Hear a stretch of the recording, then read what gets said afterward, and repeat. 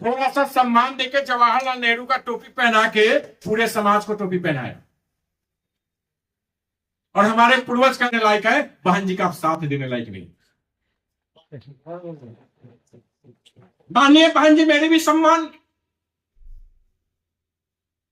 लेकिन साथ देके बहन जी का हम सतीश मिश्रा का सरकार नहीं बना सकते। ये समाज की समझ जातियां रही है, कोयली, कुर्मी और यादव।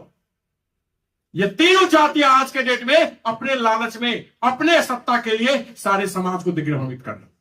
शकुनी नीतीश का चाल था कि लॉ कुश बना के राज शासन में आया और हम लोग अब धार्मिक हो गए हैं, पावन। और एक भी कोई कुर्मी वहां पर नहीं नजर आ रहे थे हम। मैं पूछना चाहता हूं लालू यादव जी से, किस दलितों के नाम पर आपने राज किया? और एक रमई राम के ऊपर आपने उप मुख्यमंत्री का भी बात किया और सर से जो है सो टोपी भी छीनने का काम कर लिया। बीजेपी समझ गया, जिसके बाप दादा कांग्रेस के साथ दोस्ती करके हम पे जुल्म जाति किए, उसका बेटा आज बीजेपी समझ गया है। लेकिन मेरे बाप दादा उस समय ना तो कांग्रेस की चाल समझे, ना आज बीजेपी की चाल समझ पा रहे। मेरे बाप दादा को थोड़ा सा सम्मान देके जवाहरलाल नेहरू का टोपी पहना के पूरे समाज को टोपी पहनाया। और हमारे पूर्वज कहते थे, हम भी जब बच्चे थे तो देखते थे दादाजी को टोपी लगाते थे, तब पूछते थे कैसा टोपी है, तो बोलते थे जवाहर वाला टोपी है। हम पूछे जब सियान हुए, हम बोले कि जगदेव वाला टोपी आपको अच्छा नहीं लगा? तो जगदेव जो है सो चमड़वा दुसदवा के पार्टी। क्या बोला? ये कितनी सामाजिक सोच हमारे कुशवाहा समाज से हो, ये मेरे अंदर में घर घर में भरा हुआ है। और कितनी तोड़ व्यवस्था करके कांग्रेस नहीं रखी थी कि हमारे समाज को एक नहीं होने दे रही। साथियों, जब हम पढ़ाई आवर में थे तो फिर मैं नौकरी छोड़ के आया, बाबूजी से मुंह टूटी हो गई। थोड़ा सा बता देता हूं, 2006 में मैं आईसीआईसीआई का रीजनल मैनेजर रहा। 2009 के जून तक बिहार सरकार में टीचर का नौकरी किया, लेकिन मन कभी भी अस्थिर नहीं रहा, क्योंकि जहां भी जाता था सामाजिक विरोध। जिस दिन मैं करता था उस दिन हमको हरा घंटी के बदला लाल घंटी दिखाई देता था। और आना तो मुझे यही था जहां समाज का विचारधारा मिलता। दोस्तों, मेरी भी शुरुआत बहुजन समाज पार्टी से शुरुआत हुई और बिहार के प्रभारी तक मैं बना था। माननीय बहन जी के साथ 4 सभाएं मैंने की थी। लेकिन अब यहां पे हम लोगों को भी सोचना है कि बहन जी का आप सम्मान देने लायक है, बहन जी का आप साथ देने लायक नहीं। माननीय बहन जी मेरी भी सम्मान, लेकिन साथ देके बहन जी का हम सतीश मिश्रा का सरकार नहीं बना सकते। मैं बहन जी का साथ देके बीजेपी का कठपुतली नहीं बन सकते हैं। अगर साथ देना चाहते हो साथियों, तो यहां पे आज डिसीजन लेना होगा समाज को। हम यहीं पे आके भटक जाते हैं। अरे जनक राम के साथ मैं भी काम किया हूं। जनक राम मेरे जात का सिर्फ हो सकता है, जनक राम समाज का नहीं हो सकता। उपेंद्र कुशवाहा जी के साथ हमने भी कभी सहमति बताई होगी, लेकिन उपेंद्र कुशवाहा जी आज आपके नहीं। उनकी विचारधारा कुशवाहा के सम्राट अशोक की विचारधारा से नहीं मिलती है, जय श्री राम की विचारधारा से मिलती है। मैं पूछना चाहता हूं समाज के हम अपने लोगों से, बैकवर्ड के लोगों से, ये समाज की समझ जातियां रही है, कोयली, कुर्मी और यादव। ये तीनों जातियां आज के डेट में अपने लालच में, अपने सत्ता के लिए सारे समाज को दिग्भ्रमित करना। समाज का जिस दिन इतिहास लिखा जाएगा, सबसे काला अक्षर से कोयली, कुर्मी और ग्वार का इतिहास लिखा जाएगा कि समाज परिवर्तन इसलिए व्यवस्था नहीं है। मुझे अगर विचार में जाना होगा तो जगदेव के विचार में जाना होगा। अगर जाना होगा तो लालन सिंह पल्लई यादव के विचार में जाना होगा। और हम किसके विचार में जा रहे हैं? कृष्णवंशी बने हुए हैं। ये कुशवाहा समाज से पूछता हूं, किस संविधान में लिखा हुआ है भाई कि राम के वंशज लौ कुछ कोई कुर्मी? हमको बता दो, हम राजनीति छोड़ देंगे। यह शकुनी नीतीश का चाल था कि लौ कुश बना के राज शासन में आया और हम लोग अब धार्मिक हो गए हैं, पावन। और एक भी कोई कुर्मी वहां पर नहीं नजर आ रहे थे हम पिछले महीने इलाज कराने के लिए गए थे, तो एक भी कोई कुर्मी का नजर नहीं आया, ना पटेल आया, ना कुशवाहा नजर आया। और जय श्री राम का डंका बजा रहे हैं। अरे शर्म तो करो, कुछ नहीं समझ, शर्म है तो समझदारी भी तो लाओ। अरे आपके पूर्व सम्राट अशोक का यही भाई सर पे लेके घूम रहा है और तुम जूता उठाने के लिए वहां पे तैयार हो। मुझे सोचना होगा, यहीं पे विचारना होगा, समाज को एक दिशा देना होगा। अगर पूरे देश में कोई एक विचारधारा लेकर चलने वाला कोई व्यक्ति और व्यक्तित्व तो पैदा हुआ है, समाज को समाजीकरण में जोड़ने का अगर किसी के पास अगर कुदबा है, किसी के पास अगर हिम्मत है, तो वो एक ही विचारधारा है, चंद्रशेखर आजाद। जाते हैं, एक भाई साहब आए थे, सही बोलते हैं कि वोट के पहले 1400 खर्च करता थे, 14,000 थे, और वोट के पहले तो उनको मुसलमान घोषित कर दिया। आप हिंदू भी बनो, मुसलमान भी बनो, चमार भी बनो, सिख भी बनो, ईसाई बनो, आप वोट देने के समय जब इतना दिन से आप कितना समझदार आपके पूर्वज रहे कि जब ठगते आया है, तो फिर क्यों ठगा रहे हो और फिर अपने आप को समझदार साबित कर रहे हो। एक बार पलटी मारने से आपके देश की सरकार गिर सकती है।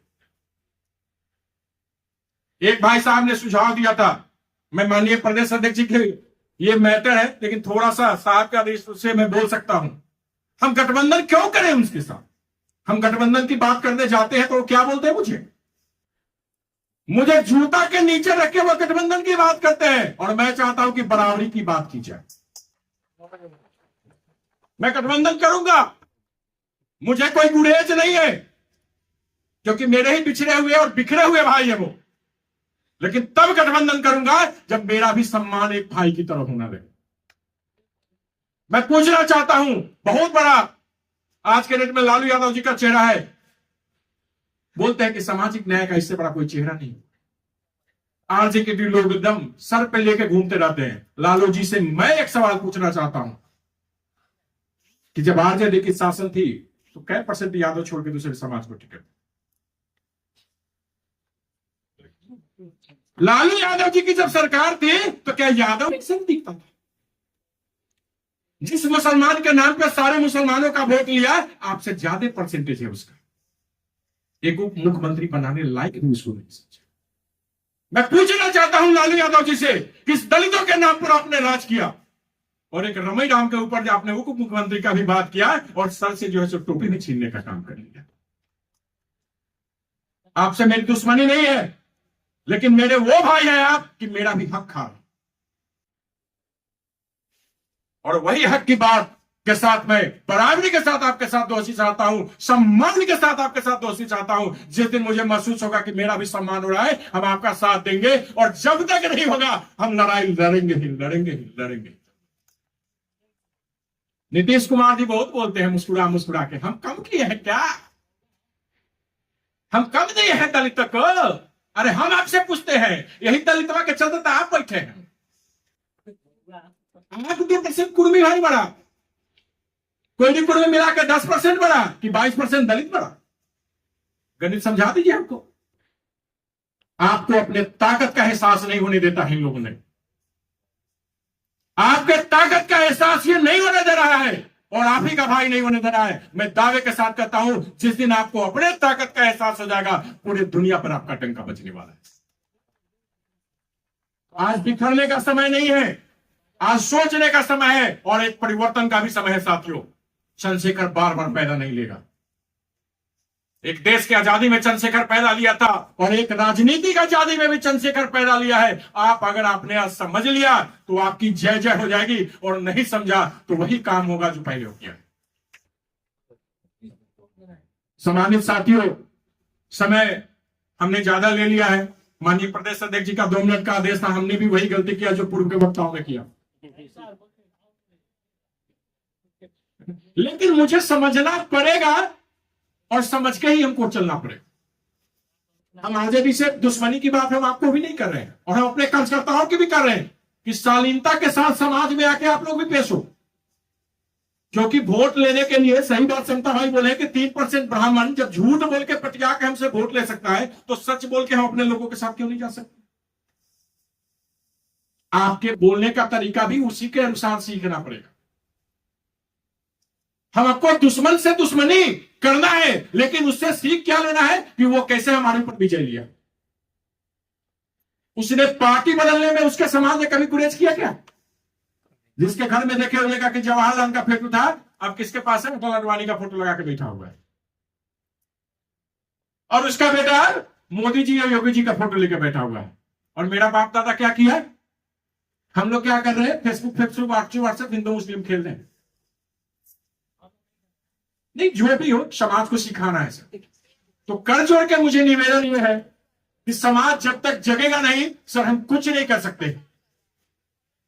हम जो जहां पे हैं, जिस सिचुएशन में हैं, वहां पे हमें जगना पड़ेगा सर। समाज में भी हम क्या करते हैं कि चंद्रशेखर भाई मुझे पसंद है, मैं पहले भी बोला था इसके पूर्व, चंद्रशेखर भाई मुझे पसंद है, प्रधानमंत्री बनना चाहिए, लेकिन बिना मीवा प्रदेश अध्यक्ष के। सॉरी सर, चंद्रशेखर रावण प्रधानमंत्री बनना चाहिए, चमार का बच्चा, दलित का बच्चा, पिछड़ा का बच्चा, लेकिन उसका नियुक्त किया हुआ प्रदेश अध्यक्ष मीवा नहीं चाहिए। ये कौन सा सोच आप लेकर चल रहे हैं? चंद्रशेखर रावण को आगे मुझे बढ़ना चाहिए, लेकिन ज्योति पासवान जो सदवा नहीं चाहिए। काहे को इतना बिखरे हो भाई? एक बार इतिहास से तो सीख लो। माननीय बहन जी को प्रधानमंत्री बनाने वाले वही लोग थे जो हमारे विचारधारा के लोग रहे। आज वार्ड जीतने लायक भी नहीं छोड़ा है, यही अहंकार आपका। आज बहन जी एक वार्ड का चुनाव भी नहीं जीत पा रही है, और किसी समय वो देश की तीसरी सबसे बड़ी पार्टी थी। तो साथियों, इतिहास से मुझे सीख लेना होगा। मुझे समाज में बिखराव नहीं चाहिए, मुझे समाज में जोड़ने का काम करना चाहिए, और तोड़ने का काम तो वो लोग तैयारी करिए रहा है। अरे एक कुशवाहा में वो, मुझे पता है, पहले कोयड़ी में ही 10 जातियां थी। ये दांगी था, सैनी था, क्या था। ये तो धन्य है मानवर काशीराम के चरणों में कुशवाहा समाज जितना सर झुका है। पूरे देश के कुशवाहा को अगर किसी ने ये किया है तो वो मानवर काशीराम साहब ने किया है। ये विचार हम लोगों को नहीं पता है। हमको क्या पता है? चमड़वा से दे छुआ जाए। सर ये सब गंदी मानसिकता, गंदे विचार और आरएसएस की मानसिकता से हम अपने भाई बहनों से रिक्वेस्ट कर रहे हैं कि निकलिए। हमको शिव चर्चा बहुत अच्छा लगता है, संविधान चर्चा क्यों नहीं अच्छा लगता है? अपने बहनों से कहना चाहते हैं, शिव चर्चा में यह सिखाया जाता है कि भगवान सब कुछ किया, और संविधान में यह कुछ बनाया जाता है कि बेटा आईएएस बनेगा। यह क्यों नहीं सिखाता है भाई पंडित जी? हम आप लोगों से भी पूछना चाहते हैं, अपने बहनों से पूछना चाहते हैं कि शिव चर्चा में जाओ तो यह जरूर चर्चा करो कि तुम्हारा बेटा आईएएस बन गया किस चीज को पढ़ के, मेरा बेटा आईएएस कैसे बनेगा, इसकी बात तो कर लो। लेकिन वो आपको दिग्भ्रमित कहां करेंगे कि सब बात न करेंगे भगवान की। साथियों, विषय बहुत है। हमारी सोच, हमारी समझदारी, हमारी संस्कृति और हमारी विचारों पर भी हमारी कल की जिद की है। मैं कर जोड़ के आप लोगों से रिक्वेस्ट कर रहा हूं कि हमारे बाप दादा को जिस तरह कांग्रेस वालों ने ठगा था उस समय, वही गलती हम भी बीजेपी से ठगाने का कर रहे हैं। और किस बात की आप बोल रहे हैं कि अब चालाक है, समझदार है, अम्बेडकरवादी है? अरे आपका सिर्फ एक हो जाने से, आप सोच के तो जरा देखिए कि बाबा साहब भीमराव अम्बेडकर को संविधान रचने में कितना प्राण लिया होगा इन लोगों ने। अरे एक संविधान आज के डेट में हटा दिया जाए तो हम समझते हैं कि सारे 6000 जाति को कीड़े मकोड़े से भी ज्यादा गंदगी जिंदगी जीना पड़ेगा।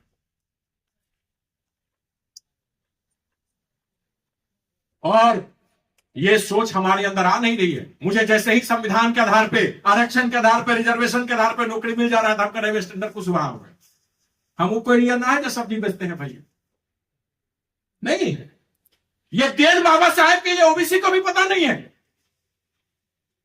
तो मुझे कर जोड़ के समाज से निवेदन है कि हम पूरे समाज की बात करें, जगदेव बाबू के विचारों की बात करें, जोड़ने की बात करें, लेनिन की बात करें।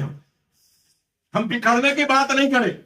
और जितने भी हमारे युवा कार्यकर्ता हैं, मैं कर जोड़ के पैर पकड़ के निवेदन करता हूं, बोलिएगा तो 100 बार उठक बैठक करके भी निवेदन करता हूं साथियों, क्योंकि अभी आपके पास बिखरने का समय है। आप बिखर रहे हो, और गलती से अगर 25 तक जुड़े हुए रह गए तो बिहार में आपकी सरकार होगी और आपके बिना कुछ नहीं होगा। मानवर काशीराम साहब ने चमचा युग में एक बड़ा अच्छा सा डायलॉग लिखा था कि मजबूत नहीं है समाज तो मजबूरी पैदा कर दे। हम किसी से लड़ नहीं सकते हैं, हम जीत नहीं सकते हैं, तो उनको हरा तो सकते हैं। हमारे जहां से भी लोग कैंडिडेट खड़ा हो, अगर हमारे खड़ा होने से आरजेडी और बीजेपी हार रही है, तब जाके आपकी वैल्यू बढ़ेगी। तो हम क्या करते हैं, जिस समय चुनाव आता है उस समय कहते हैं आरजेडी तो जीता ही ना है, हमारे भीम आर्मी वाला तक कमजोर है। नहीं, आपके वोट का भी उतना ही वैल्यू है जितने मजबूत का है। वो समाज 84 से बीजेपी को संघर्ष करते करते आज सत्ता पे ला दिया, और आपसे ज्यादा वो कमजोर है क्या वोट में? मेरे एक जाति का जितना वोट है उतना उसके पूरे समाज का वोट नहीं, और फिर भी कर उसका जोर रहे। अपने ताकत को समझिए, अपने अंदर के वोट के पावर को समझिए, बाबा साहब के संविधान को समझिए। यही कहते हुए अपनी वाणी को विराम देना चाहूंगा, क्योंकि सामने सर है, और अपनी वाणी का विराम देते हुए मैं पुनः अगले वक्ता के रूप में हम सबों के युवा स्रोत, युवा प्रणेता मुझको